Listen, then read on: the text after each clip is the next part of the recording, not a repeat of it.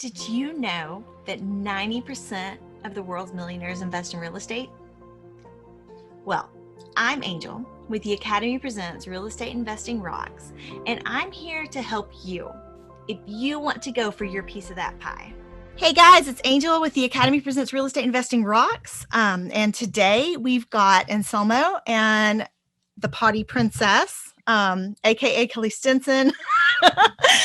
So what we're going to be talking about today is some ways to boost your NOI, because we're going to be looking at some ways to save on expenses, specifically with saving in water and sewer expenses. So some things that maybe not everybody thinks about all the time, and we're going to learn about them today. So I am super excited, and I'm going to let Kelly and Anselmo introduce themselves because they said they're fun and they want to do that. So we are fun in the world of toilet. You're the Potty Princess. You got to be fun, right? Yeah, if somebody's going to carry that nickname, right, you've got to have a little humor behind it.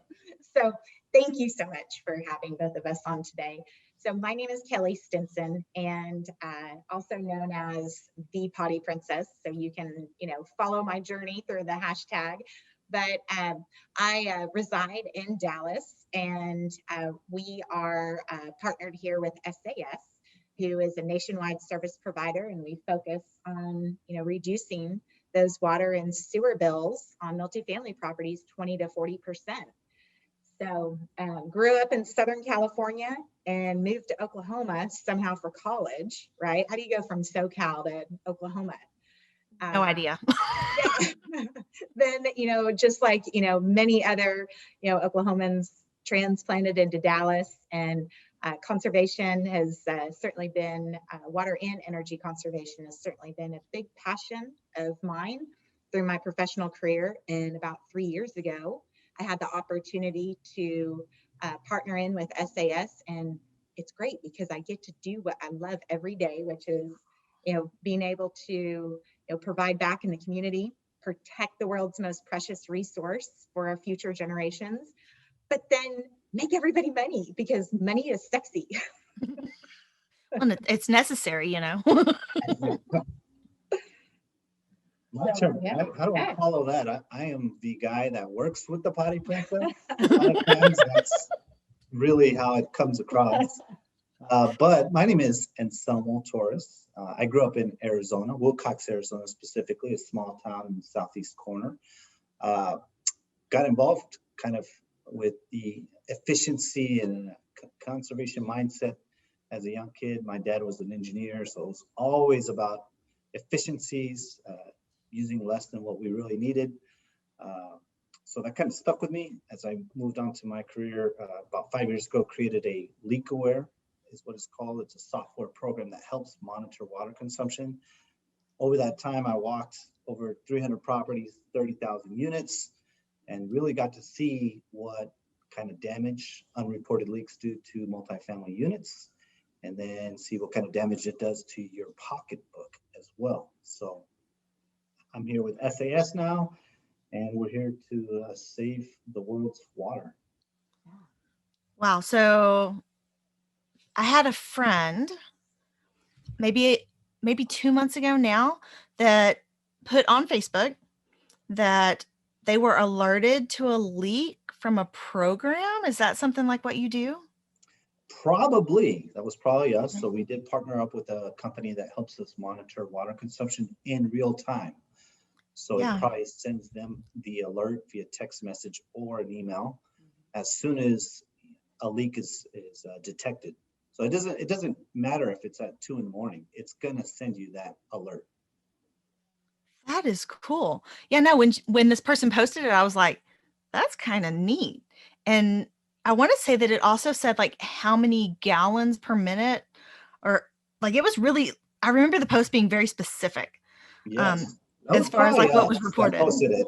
That was probably us. I posted it. That's what we do, Sunday morning, sitting there drinking the coffee, getting the kids ready to go, and getting a leak, leak notification. So the great thing about LeakAware is that it definitely has provided a very unique solution out in the market. And and it was very cost effective, right, for our multifamily investors.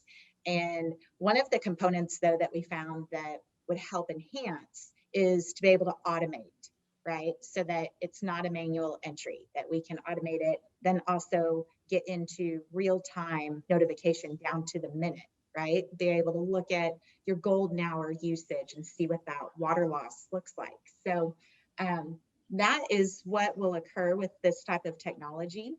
It will alert with the average gallons per minute of water loss that it's detecting. The great thing about this is that as you are evaluating your properties to ensure, in your current portfolio, while you're evaluating them to ensure that they're using the right amount of water, this is going to give you that insight. And when we were in the pilot stage of this type of technology, because we've looked at so much, and that's one of the blessings that came out of the shelter-in-place orders for us, was that we were able to, take time and shelter in place and hone in to accelerate the pilots on all these different things we were testing. And that's what we did. And we came out the other side with this great partnership. So, and someone placed one of the pilots on a property down in San Antonio. You want to share about that? Yes. So, I mean, historically, they just had a gut feeling that their property was using a lot of water and sewer. Just because they had a sister property right across the street that was almost identical, but yet their water and sewer expense was half of what the other property was using. So they had an idea that something was going on. Yeah. We put it on the property in July, and like within 24 hours, it started saying, hey, you've got, this big of a leak, 6 gallons per minute, and this is what it's costing you. Kelly, what was the dollar amount for a year? It was like $200. It's $208,000 a year that it was trending at on the water loss. That's just the water loss. That doesn't even take into consideration the inefficiencies that are occurring on the property. So that, I think, provided them enough of a business case to take back to their investors and say, hey, we got to take this a step further. Yeah, so it was kind of like, hey, we want to do the install with SAS, where we go in and we change out all the old fixtures and put in the new efficient fixtures. This helped them understand and gave them the data to see that, oh, wow, okay, this is actually due to the inefficient fixtures that I have on my property. And it was because it was able to quantify it in a dollar amount, it kind of expedited the process for them. Wow, that is wild. I remember maybe a year ago, I remember someone posting about they had a property. It was vacant. I want to say it was a single family, and there was a leak in the basement. And so, like, I guess they had been there and didn't realize that there was a leak in the basement, and the water company or whoever never alerted them to how much they were using, and it cost them like $25,000 because they weren't alerted to it. And that doesn't sound like as much as like 208,000, but on a single family property in a month, it was like, wow. Yeah. So this is, this is really cool stuff. Yeah, water companies aren't really telling properties, hey, you're using a lot of water. It's more of like, hey, we just sent you the bill. You better pay. Right. Thanks for using so much. Yeah. And, I came to a realization too, a few years ago. I was like, all the water that we have in the world is on the world. Mm-hmm. And I don't think people realize that. Like everybody knows it inherently, like, mm-hmm. but you don't ever like voice it. Yeah. Because like all the water we have in the world is on the world, it's on the earth or in the air. And no more is ever going to be created. Mm-hmm. And nothing's going to be taken away. And I think what really brought me to it was here where we live, there was a drought for like 5 years. So we have 0 yard and we have a lot of weeds, 0 yard. And we're in Wichita Falls. We became famous for, they were doing reverse osmosis on our sewer water. Nice. Yeah. We were actually on, was it The Tonight Show? They actually talked about Wichita Falls on The Tonight Show because they put in like this it's not a plastic pipe, but that's what it looks like. That goes through like part of our, I don't even know what it is, like a creek system to get to one of our lakes, and it pipes in to the sewer plant to be RO'd, to become drinking water. We're just going to So- drive right through Wichita Falls next time we are anywhere in that area. I'm glad you mentioned it to us. You know, though, I tell you, they say that our water is cleaner than other places because they're actually ROing it. Yes, that's So- a possibility. Yeah.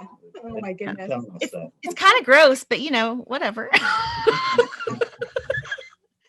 But I just wanted to put that out there because I don't think people ever voice that. They don't think about the fact that this is all the water we have. Yeah. Let's not pollute it. Let's not, use it inefficiently. Let's not get crazy with it because it's all there is.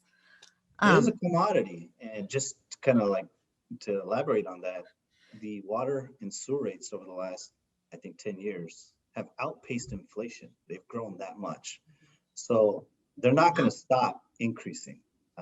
They're going to continue to increase because, again, like you said, it is a commodity, right? And they've got to replace all this aging infrastructure that has been around for 50, 60 years. The pipes are old. They're going to continue to break as we put more pressure on them to deliver more water.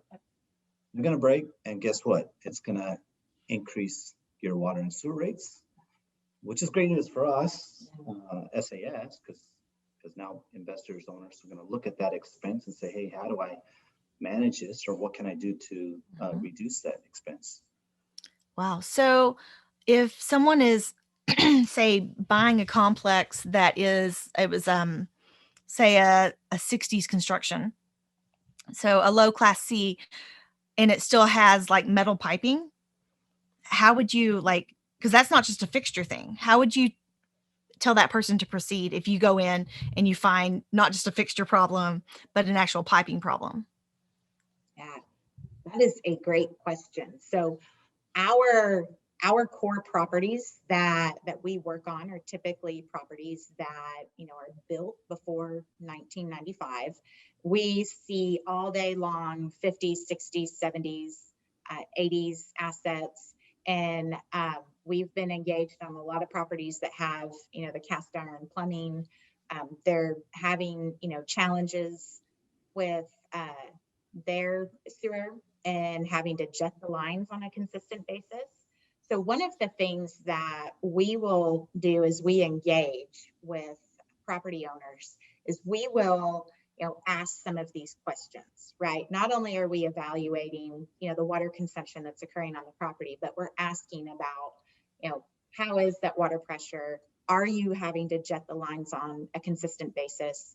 And if that is something that appears to be more of an underground, then we may make a recommendation to partner with a resource that's an expert in that area. Our expertise and how our organization was founded was really around reducing water consumption, right? And we are going to stay very focused on that mission, and then being able to connect people with people for the right service partners. So a lot of, something that many people don't realize is, like when you're talking about water consumption on a property, 24% of the indoor water usage is attributed to your toilets. And 20% of that is attributed to your showers. So if you scale that, so if the average person flushes a toilet 3 to 5 times a day, so now everybody's probably going to go back and think about how many times they flush a toilet per day. I think you guys are probably doing the math already. Like, how many times do I flush a toilet a day? So because you didn't really think about it when you're spreading your usage out around all the different places you're visiting during the day. And as soon as the shelter in place orders started, then everybody was home. And all of a sudden we started seeing just this massive increase on consumption occurring on the properties. It's not just because now everybody's washing their hands for 20 seconds, but it's, it has to do with everybody using the water. And so those inefficiencies are being bubbled up, no pun intended, Compounded, yeah. are Ew. coming to the surface much quicker, and it's costing these poor owners a significant amount of money. So if you have a toilet that, or a property that was built before 1985, more than likely, if you haven't had any major plumbing upgrades on the property, you probably still have 3.5 gallon per flush toilets in there. And not only that, those flappers that are in there, the average lifespan of a flapper is about 2 years. And this is where we see a lot of leaks that go unreported, because those flappers will start to lift and curl over a period of time, and then just very quietly it'll start to leak out, and they can leak, over 100 gallons a day just in that one toilet. And everybody's putting chlorine tablets in their tanks, and That's a lot. so it's just eating up that flapper quicker. Yep. Right. So it's just making it inefficient right away. Yeah, it's incredible. So then I probably need to pull those out of our own toilets here at the house, because we were like, oh, it'll clean while we flush. This will be awesome. Or just remove the toilets and put in the flapperless toilets, and you never have to worry about that. That's the ultimate. Wait. I know, right? What did you say? There's a flapperless toilet? And she's a potty princess, so we're going to let her explain this. Yes. So I am all things toilet trivia. So, if for any reason, you get on, Price is Right, or, any game show, and you get phone a friend and anything comes up, water conservation or toilet related, yeah, you want my number. So, but absolutely. So with with our mission and our platform around reducing water consumption, one of the things that's really important to us is the quality of the product. So SAS, we exclusively install the Niagara branded products. And the reason why we selected Niagara as our partner is because they are the most efficient with their products in the globe, or around the globe. But in addition to that, they work. So they actually re-engineered the toilet. Instead of just, taking toilets and reducing the amount of water that it uses, the main technology in those low flow toilets is still the same. And I've seen this in chat rooms all the time, especially, in the multifamily chat groups on Facebook, is that, owners will complain about, hey, residents are having to double flush. And the line carry, the waste is not carrying down the line, and it's causing clogs, which are very, very expensive, especially if you have to dig down. So with the Niagara toilets, they actually re-engineered the toilet with a patented vacuum assist technology. And there's essentially a vessel that is that's in the tank that really acts as the displacement, the water displacement. So you're still using your fluid master fill valve, but it has an air transfer tube on the back of this vessel. And that air transfer tube is creating a pocket of air in between flushes, right? So it's not a pressurized tank, it's a vacuum assist. So when you release the flush, it's like siphoning, it's releasing the air, it's siphoning the waste out of the bowl. And then it's using 0.8 gallons to rinse the bowl. And because it has that vacuum assist, it is pushing the waste down the line. And the Niagara toilets have the furthest line carry of any other efficient toilet on the market today. So that's awesome for aging properties, right? And wow.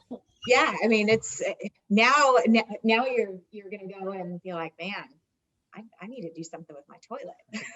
You will never look at a toilet the same ever again. No, because I'm sitting here and I'm thinking about it, and I'm like, because like the way every toilet I've ever seen works is the bowl fills and it gets to a certain point and flushes it. Yep.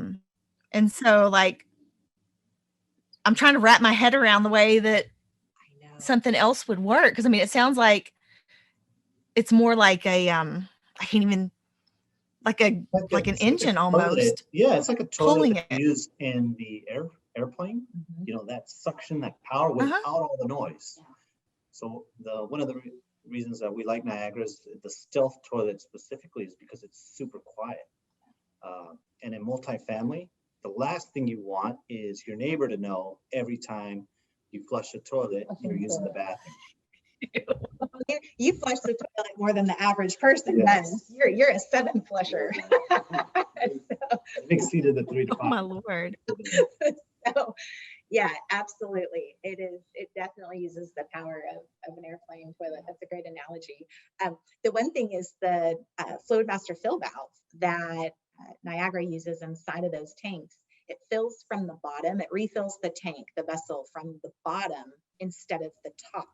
And that's part of the reason why it's so quiet when it refills, because it's refilling underneath the water as it's going back up in the tank.